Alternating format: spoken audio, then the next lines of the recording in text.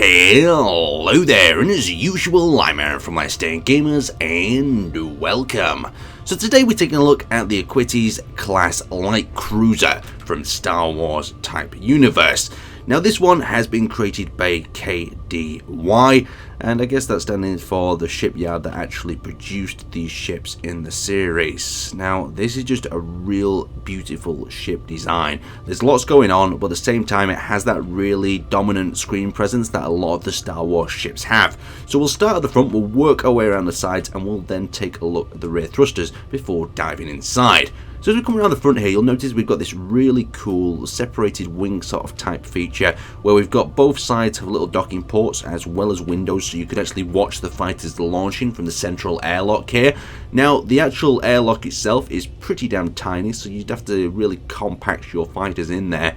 But as we come up around the side, you can see that they've got this cutout detailing section that exposes a little bit the interiors of the ship. And I will say that this ship has been rammed with features. It's got refineries, reactors, assemblers in pretty much every part of it. So as we come along this side, you'll notice how it actually starts to spread out within this sort of triangle type design. You've got two loops on either side, and then you've got the central V starting to form, working its way to the cockpit. Now what's quite cool to note here is we've also got these really nice detailed points at various sections as well. We've got ourselves some connectors that are just overflowing, looks like some sort of venting or cooling for them connectors, as well as these various cutout and detail points. Now adding these little bit of details just to create that shadow and depth from a distance. Now if we wrap ourselves underneath the ship, we'll notice we've got the same sort of shape starting to take place, but in a much more simple panel design. It looks really nice, as well as some vents on the bottom here, possibly to suck in some oxygen if it decided to go down to a planet. Now as we loop our way back to the side here, you'll notice this really quite unique airlock design. We've got four connectors and the door there in the center, so this will pretty much allow it to dock with any ships of a similar airlock or any stations that have that airlock as well. We've got them really cool stripy lines that lead us up towards the bridge itself. So the bridge of course is very exposed, but this ship does come with an energy shield, and because of that energy shield it will last a little bit longer. It's not going to get whacked out straight away.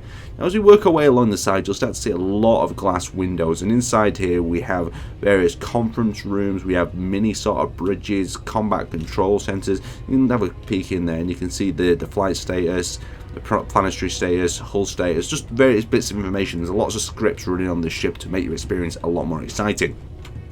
Now the design of this ship actually then spreads back out into another triangle. We've got these really cool vents and various different bits of piping work that have been struck into there, and probably one of the most unique parts of this particular design is these thrusters. Now I've seen thrusters set out like this on various other ships from the Star Wars universe, and they're just really nice. They're basically round cells with lots of detailing going on in various sections. So we've got the variation of stairs and vents, really nice, as well as some hallway blocks there just to create a little bit of depth within the thruster. Now as we come around the back, you can see how it extends out, and we actually have 12 hydrogen thrusters in each one of these. No, it's 9, Aaron. What you can't count clearly. But so we've got 9 of these thrusters in each one of these housings. So it's pretty damn cool. You can see that it's just functional. It's going to thrust out the back, it's going to give you a lot of propulsion and not much else. It is a little bit exposed, but this side sort of cowling just protects you just a little. Now as we move over to this side, you can see it's pretty much a replica, exactly the same. So we're going to pop inside and see what is cooking in there. Now we dipped into this airlock before, so let's try it again, and you can see that we've got ourselves this basic system where we've got one airlock door there with the various information. So this is warning, leaving the hangar is not allowed. You could change these screens up to say whatever situation you need, launch the fighters. You've also got the camera in there to keep observation. And in this particular room it starts to get a little bit interesting because we're actually into the inner workings. Now each one of these areas leads onto the little pylons that extend out past the little windows and the airlocks, so you can see as the ships launch. That is really cool. You can also seal them blast doors up. So as we continue into this size of the ship, the corridors feel large, and I think that's very important in a Star Wars ship design, because if you have really narrow corridors it takes away from the scale and the feeling of the largeness outside. So you can see they've got these really cool battery panels that have been inserted in segments, adding a little bit of contrast to the walls, and you can see blast doors of various sections as well, so you can seal up the ship in case there is a breach. So for this sake we'll take ourselves down this right corridor where we've got this corridor highlighted by these lovely red blocks at the top, and this takes us out the airlock. So the same happens on the other side as well, but you've got this really nice feeling of a Star Wars ship. I think it's a combination of how they put the lighting on the walls as well as the blast door at various locations. So in this section we've actually got our basic area where we can sleep or stay for long term with these cryopods. And as we work our way up, we have various different floors here to look through. So this one looks like it's just a storage sort of armory type location where you could sit various personnel and get them equipped for a battle. So if we continue going up the actual shaft itself, trying to disorientate you, we head up to the bridge where I'm actually sitting at the moment. And the bridge has got various different controls as well, like the hull status like we saw before. And if we actually just cut through the design here, and instead of using that disorientating elevator, we could pop out on either one of these decks. So these decks just offer either a viewing platform or somewhere where the officers can convene and talk about various plans of attack. You've got the same on this deck as well. Really nice. So if we actually just cut through the floor here and we pop back down one more level, you can see this is the area that we saw before from outside, where it's these sort of window areas, more seating areas, more navigational type corridors that lead you through the ship. And you could get lost in here, but it does all tend to lead back around to the same location that I think is quite cool and rather important. Now I'm going to actually cut through the design here and just show you some more of these other areas as well, and what's actually ticking on the inside of these thrusters. So you can see we've got the thruster housing, we've got the reactors, and the amount of reactors in the ship is absolutely ridiculous. You can see the thrusters here have been created in a way where they don't actually burn themselves through flight, so you can have your thrusters tucked nicely inside, keeping the outside really nice and detailed, and you can still have a housing like this. Really well planned out. Thruster layout is absolutely great within this design. Obviously we've got our oxygen generators, I think it's down on one of these levels, as well as our reactors up here.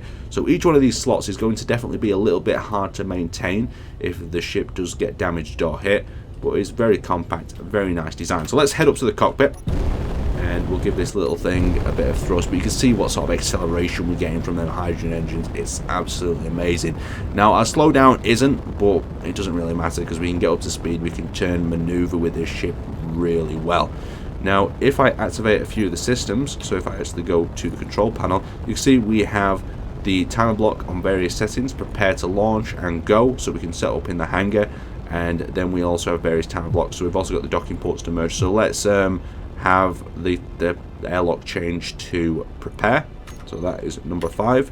And if we actually pop down to the airlock, I've blasted all the way off here, we should see the sign change inside. So we'll just cut through this design and head towards the airlock. That is right center here. So there we go.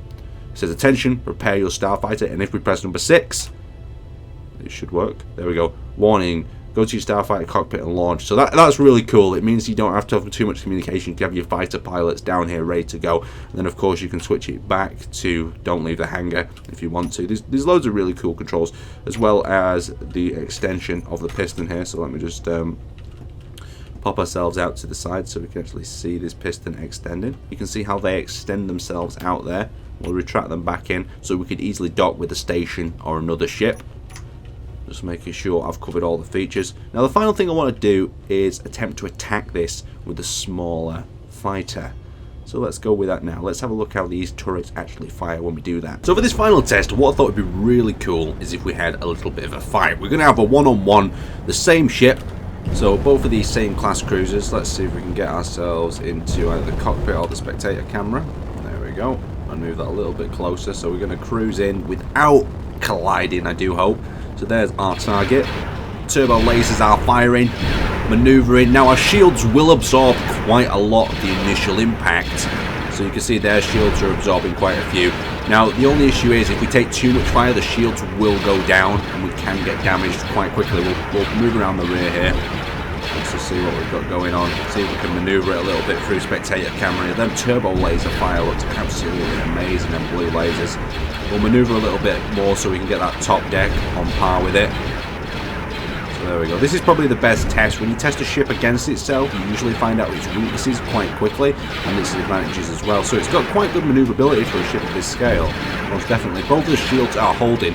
This is the only reason why I'm not too sure about shields ever being implemented within Space Engineers, because I'm just not sure they'll prolong battles far too long when you need to do critical blows. And on top of that, do they really promote ramming? Because if I bump into this ship now, the shields really won't help it. So there's a lot of factors to take consideration here. But apart from that, both the ship's armour is holding really well. Since I'm using a little bit more power, combined with the thrust as well, my shields should go down a little bit quicker, but at the same time I am spreading the shots out across that ship's field. It seems like there's a bit of a weak spot for turbo lasers at the rear of the actual craft as well, because when I get into that section it seems like it struggles to engage me. Let's try it again. We'll go around in the loop and we'll try to get in that rear section where them large thrusters are, because there's not too much blaster fire. Of course, as we come around to this front area, you can see that's where most of the firepower is, so you're going to need to keep it front towards the enemy. Well, that's kind of expected with most of these ships, so let's slow ourselves down, bring our speed down just a little bit. You can see we've got some targets here and there. Looks like it's targeting the turbo lasers as a priority, and then we'll actually come down and we'll hit this guy smack bang in the centre, just to see what a beautiful ramming attempt would look like on these guys. So, here we go. Oh, shield absorbed a lot of the initial impact. Lots of fire. It looks like the shield might be down because of that ram attempt. It took a lot of energy. Yep. Shields are down. We're starting to penetrate inside. We're doing them hydrogen thrusters in. Yeah, the shape of this ship makes it extremely effective for ramming, most definitely. We're just absolutely cutting through that guy at the moment. Lovely. Looks like we're even lagging a bit through him now. Let's see if we can actually pull out a little bit from the attack and stop going through him. Of course, performance is dropped. Space Engineers really hates it when you decide to ram another ship. So let's apply our rear thrust here and see if we can get out of this situation. Oh, it looks like we're coming out. We're penetrating into the hull without causing a super amount of damage. But our ship has seen some damage as well. You can see how the turbo lasers are still engaged underneath. But anyway, I'd like to thank you guys for watching. A quick little bit of combat, but you can see when the shield mods are enabled, the combat, in my opinion, isn't as exciting because you don't see as much damage. But let us know what you think about it in the comment section below, and make sure you go and support this creator. Anyway, thanks for watching, and I'll see you next time.